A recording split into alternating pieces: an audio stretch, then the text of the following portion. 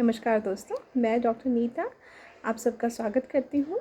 हमारे इस I am a winner workshop में हम स्टोरी टेलिंग का बहुत ज़्यादा यूज़ कर रहे हैं कोई भी कंसेप्ट समझाने के लिए।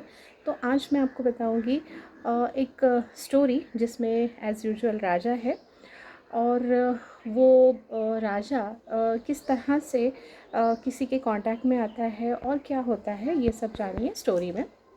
Most of you must know that story, आपको पता ही होगा। एक दूर दराज के देश में एक राजा हुआ करता था। कोई भी नाम दे दीजिए, जैसे हम विक्रमादित्य राजा ही बोल देते हैं।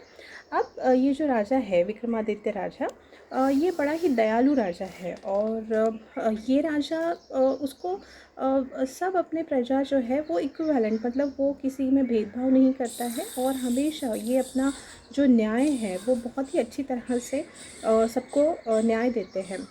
अब एक दिन जब राजा की पालकी एक शहर से गुज़र रही थी, उस टाइम पे उस राजा ने एक इंसान को देखा जो एक चंदन का व्यापारी था।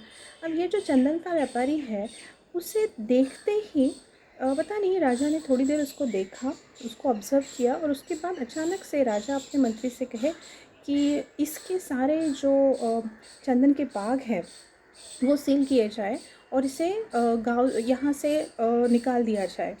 अब ये जब मंत्री ने सुना तो मंत्री को बहुत ही अचंभा हुआ, बहुत ही आश्चर्यजनक हुआ कि अरे ऐसा क्या हो गया, उसने तो कुछ किया ही नहीं। और कोई भी शिक्षा, कोई भी दंड देने से पहले एटलीस्ट हमें उसको बताना पड़ेगा ना कि उसने क्या जुर्म किया है, क्या उसका प्रॉब्लम है जिसकी वजह से उसको ये सज़ा सुनवाई गई। तो ये हो गया। अब मंत्री को भी पता था राजा जो है वो कभी भी न्याय देने में गलत नहीं हो सकते हैं। तो इसकी वजह से ये जो मंत्री थे बड़े ही चालाक थे। उन्होंने इसकी तहकीकात करने की कोशिश की। तो उन्होंने बिल्कुल ही सिंपल एक गांव वाले के भेस में जाके वो उस जो चंदन का व्यापारी था उसे जाके मिले। अब ये जो चंदन का व्यापारी है, पहले उसके बारे में थोड़ा सा देखते हैं कि ये क्या करता है दिन भर। अब इसका जो व्यापार है वो नहीं चल रहा है, बिल्कुल नहीं चल रहा है और इसकी चंदन की लकड़ियाँ नहीं बिक रही हैं। अब जब भी ये चंदन की लकड़ियाँ नहीं बिकती है, ये क्या करता है, ये चंदन का व्यापारी एक थॉट क्रिएट करता है कि अरे चंदन की लकड़ियाँ तो बिक ही नहीं रही हैं, अब तो बस इस देश का राजा मरे और मेरा चंदन बिके। जितनी बार भी ऐसा होता है, लोग उसके दुकान में आते हैं, चंदन देखते हैं, लेकिन कोई भी उससे परचेस नहीं करता।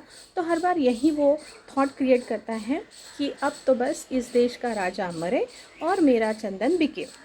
अब सेम चीज़ वही हुई जब मंत्री जी आए। मंत्री ने पूछा कि भाई कैसे चल रहा है आपका व्यापार। तो बस उसने उसका दुखड़ा उसको बताना शुरू कर दिया कि देखो व्यापार तो बिल्कुल नहीं चल रहा है, चंदन तो कोई लेता ही नहीं है, लोग आते हैं उसकी खुशबू लेते हैं, देखते हैं और चले जाते हैं। अब तो बस इस देश का राजा मरे और मेरा चंदन बिके। जब मंत्री ने ये बात सुनी तो मंत्री को समझ में आ गया कि एग्जैक्टली प्रॉब्लम क्या है, राजा ने क्यों इसको ये दंड सुनाया है। तो अभी मंत्री को ये प्रॉब्लम सॉर्ट आउट करना था। अब मंत्री ने क्या किया, उससे थोड़ा चंदन खरीदा और उस चंदन को बहुत ही अच्छे रेशम के कपड़े में बिल्कुल बहुत ही अच्छा शाही पैकेजिंग करके उसको वो राजा को गिफ्ट लेके गया और फिर उसने राजा को वो गिफ्ट में दिया। तो वो बोले कि आप जिसे दंड सुना रहे थे उन्होंने आपके लिए ये चंदन का गिफ्ट भेजा है। तो राजा को बड़ा ही आश्चर्य हुआ कि अरे पता नहीं मैंने उसको ऐसे कैसे ये सज़ा सुना दी। और फिर राजा ने उसकी सज़ा तो माफ़ की और मंत्री ने उसे थोड़ा सजेशन दिया कि क्यों ना हम उसका थोड़ा सा चंदन ले लें। हमें ज़रूरत है कुछ फर्नीचर बनाने की, कुछ और चीज़ें जैसी मूर्तियाँ वगैरह बनाने की, तो हम उसे ऑर्डर देके क्यों ना कुछ और ख़रीदें। और वही हुआ, फिर मंत्री ने उसे ऑर्डर दिया और उसके बाद जो है चंदन के व्यापारी ने राजा के बारे में बहुत ही अच्छे थॉट क्रिएट करना शुरू कर दिया कि इस देश का राजा जो है वो 100 साल जिए, उसकी लंबी आयु के लिए मैं प्रार्थना करता हूँ। एंड उसकी जो पॉजिटिविटी थी उसके बाद मीन्स राजा ने जब उसकी दूसरी जब सवारी हुई गांव के अंदर से, तो राजा ने जब उसे देखा तो उसे बहुत ही अच्छा लगा और उसने जो भी उसके बागान सील किए थे और या फिर उसको बाहर जाने के लिए बोला था, वो सारे उसकी सज़ा भी माफ़ कर दी और उसे बहुत अच्छा इनाम भी दिया। अब ये कहानी हम यहीं पे रोक रहे हैं। ये कहानी हुई उस राजा की और चंदन के व्यापारी की। अब यहाँ पे हमें सबसे पहले क्या सीख मिलती है? हमें ये सीख मिलती है कि जिस तरह के थॉट हम क्रिएट करते हैं वही एनर्जी हम दूसरों को ट्रांसमिट करते हैं। अब we being a human being, we are a form of energy, and if you will see the quality of energy always travel, क्योंकि एनर्जी ट्रैवल करती है, वो एक जगह पे नहीं होती है और ट्रैवलिंग की भी एक फ्रिक्वेंसी होती है। तो ये जो फ्रिक्वेंसी, जिस फ्रिक्वेंसी पे, जिस वेवलेंथ पे ये जो एनर्जी है वो ट्रैवल करती है, वो बराबर उसी पर्सन पे रीच होती है जहाँ पे, जिसके लिए आप वो थॉट क्रिएट करते हो। तो यहाँ पे एक्चुअली राजा को वो पर्सन पता भी नहीं था और वो उन्हें जानता भी नहीं था, फिर भी राजा को उसे देख के ही इतनी जो वाइब्रेशंस थी वो इतनी निगेटिव वाइब्रेशंस थी कि राजा ने उसे सज़ा सुना दी बिना कुछ सोचे समझे।